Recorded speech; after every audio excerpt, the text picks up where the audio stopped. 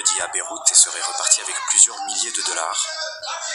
Elle a affirmé vouloir payer les soins de sa sœur atteinte d'un cancer, dans un pays qui s'enfonce dans une grave crise économique et financière. De nombreux épargnants sont désespérés face à l'impossibilité de retirer leurs économies, bloquées à la banque depuis 3 ans. La livre libanaise a perdu plus de 90% de sa valeur et 80% de la population a plongé dans la pauvreté depuis 2019. Dans une interview accordée à un média local après le braquage, Salih Hafez assure avoir récupéré environ 13 000 des 20 000 euros déposés par sa famille dans la banque. Les soins de sa sœur coûtent 50 000 euros. Selon un correspondant de l'AFP sur place, de l'essence a été aspergée sur les lieux et un pistolet a été retrouvé sur le sol. Salih Hafez assure qu'il s'agissait d'un jouet en plastique emprunté à son neveu.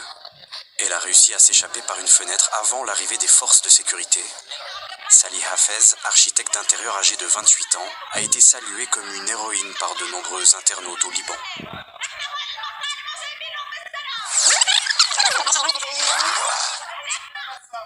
Le mois dernier, un épargnant a été acclamé par la foule après avoir fait irruption dans une banque à Beyrouth, réclamant, fusil à la main, ses plus de 200 000 euros d'économie pour payer les frais d'hospitalisation de son père. La banque avait fini par lui donner près de 30 000 euros et il s'était rendu aux autorités.